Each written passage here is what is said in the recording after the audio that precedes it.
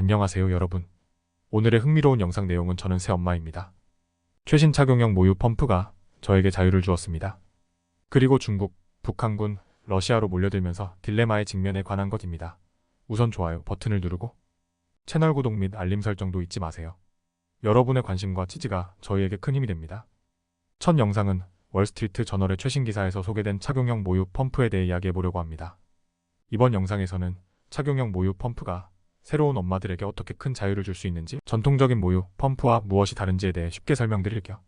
먼저 최근 착용형 모유 펌프는 기존에 크고 시끄러우며 사용하기 불편했던 전통적 펌프와 비교해 엄청난 변화를 가져왔습니다. 전통적인 모유 펌프는 보통 튜브가 길고 시끄러운 소리가 나며 특수 브래지어가 필요했죠. 그러나 이제는 윌로고와 같은 코드리스, 휴대용 펌프가 나와서 여성들이 어디서든 아기에게 모유를 공급할 수 있는 환경을 제공합니다. 윌로고는 무성기기며 브래지어에 간편하게 착용할 수 있는 디자인입니다. 기사는 또한 착용형 모유 펌프가 신생아와의 첫 외출에서 얼마나 편리했는지 강조합니다.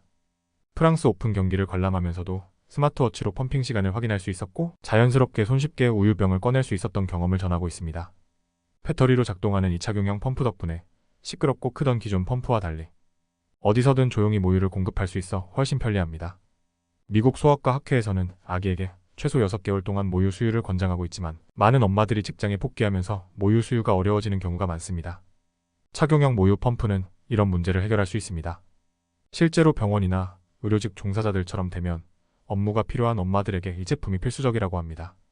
착용형 모유 펌프는 10년 전만 해도 없었지만 지금은 다양한 브랜드와 모델이 출시되고 있습니다. 윌로와 LB와 같은 브랜드가 그 예입니다.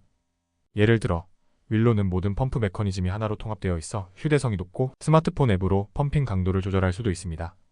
LB 펌프는 더 조용하고 작아서 많은 직장 여성들이 선호하고 있죠. 특히 사무실에서도 이 제품 덕분에 수유실에 가야 하는 불편함 없이 작업을 계속할 수 있다고 합니다. 물론 착용형 모유 펌프에도 단점이 존재합니다. 가격이 만만치 않다는 점이 그 중 하나죠. 예를 들어 LB 펌프는 한 쌍에 $550에 달하지만 장기적으로 보면 분유 비용을 아낄 수 있어 경제적이라고 느끼는 엄마들도 많습니다. 건강보험이 적용되기도 하므로 구매 전에 확인해보는 것도 좋은 방법입니다. 마지막으로 착용형 모유 펌프를 사용할 때의 주의사항도 있습니다. 예를 들어 LB의 경우 우유병이 꽉 차면 모유가 쏟아질 수 있으니 주의해야 합니다. 일부 모델은 전통적 펌프만큼 강력한 흡입력을 제공하지 못해 공급량이 적은 엄마들에게는 적합하지 않을 수 있다는 점도 기억해야 합니다. 끝으로 착용형 모유 펌프는 매일 충전해야 하고 부품을 세척하는 데 시간이 소요됩니다. 그럼에도 불구하고 많은 엄마들이 이 제품을 통해 더욱 자유롭고 편리한 수유 환경을 경험하고 있습니다. 다음 영상은 월스트리트 저널의 기사를 통해 중국, 북한, 러시아 간의 관계와 최근 군사 협력에 대한 이야기를 나누어 보겠습니다. 오늘 주제는 특히 중국이 북한과 러시아의 군사적 협력, 강화로 인해 직면하고 있는 딜레마에 대해 다룰 예정입니다. 중국은 북한과 러시아에 밀착된 군사적 협력에 대해 불안감을 느끼고 있습니다. 미국을 비롯한 서방 국가들과의 관계에서 공통의 입장을 취하는 경우가 많지만 최근 북한이 수천 명의 병력을 러시아로 파견하며 우크라이나 전선에 배치된 것이 중국에는 새로운 불안 요소로 다가왔습니다. 현재 미국 관리들은 북한군 8,000명이 러시아 서부 쿠르스크 지역에 주둔하고 있으며 전투에 투입되는데 며칠밖에 걸리지 않을 것이라고 보고 있습니다. 중국의 주된 우려는 이로 인해 미국, 서유럽, 아시아 태평양 국가들 간의 군사적 동맹이 강화될 가능성입니다. 최근 몇 년 동안 미국은 호주, 일본, 뉴질랜드, 한국과의 군사 협력을 확대해왔고 중국은 이를 자국의 이익과 안정을 위협하는 움직임으로 보고 있습니다. 또한 중국은 오랫동안 이러한 서방 동맹을 자국의 부상을 억제하려는 서방의 도구로 인식해왔습니다. 나토가 1999년 베오그라드에 있는 중국 대사관을 폭격한 사건도 이런 동맹이 자국의 위험을 초래할 수 있다는 예시로 들고 있죠. 북한군의 러시아 파병에 대해 중국은 더 큰 갈등 확산을 막기 위해 상황이 억제되기를 원하고 있습니다. 한편 전문가들은 중국이 북한과 러시아의 협력에 대해 강력히 개입하기 어려운 상황에 있다고 분석합니다. 독일 국제안보연구소의 에릭 발바흐는 중국이 북한과 러시아 간의 협력을 제재하는 옵션이 제한적이라며 오히려 현 상황을 유지하는 편이 중국에게는 더 나은 선택이 될 수 있다고 말합니다. 북한이 러시아와 밀접한 관계를 맺으면서 중국의 영향력은 상대적으로 줄어들고 있기 때문입니다.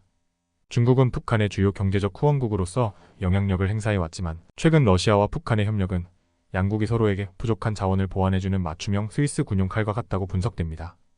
예를 들어 북한은 인력과 탄약을 제공하고 러시아는 무기 제조 기술을 제공합니다. 이 협력이 중국의 영향력에 변화를 일으키고 있는 것이죠. 중국은 러시아의 우크라이나 침공에 대해 공식적으로 비판하지 않고 있으며 대신 이를 위기라고 부르며 유화적인 입장을 취하고 있습니다. 북한이 러시아에 파병을 보낸 것에 대해서도 직접적인 언급은 피하면서 정치적 해결을 촉구하는 입장을 유지하고 있습니다. 미국은 이러한 상황에서 중국과 대화를 시도하며 북한군의 러시아 파병을 억제해줄 것을 요청했지만 중국이 이를 얼마나 적극적으로 조치할지는 미지수입니다. 이와 동시에 한국은 우크라이나와의 연대감을 강화하고 있으며 우크라이나 대통령과 한국 대통령 간의 통화도 이루어졌습니다. 결론적으로 중국은 북한과 러시아의 밀착으로 인해 중대한 외교적 과제에 직면해 있습니다. 중국은 국제사회에서 경제적 교류와 자유무역 체제를 지키고 싶은 입장이지만 동시에 러시아와 북한에 대한 간접적 지원을 통해 두 나라와의 관계도 유지하려는 이중적인 태도를 보이고 있습니다. 앞으로 중국이 어떤 행보를 보일지 주목해 볼 필요가 있겠습니다. 오늘은 여기까지입니다. 다음 영상에서 더 유익하고 흥미로운 내용으로 찾아뵙겠습니다. 이 영상은 투자 의견이 아닙니다. 매우 고맙습니다.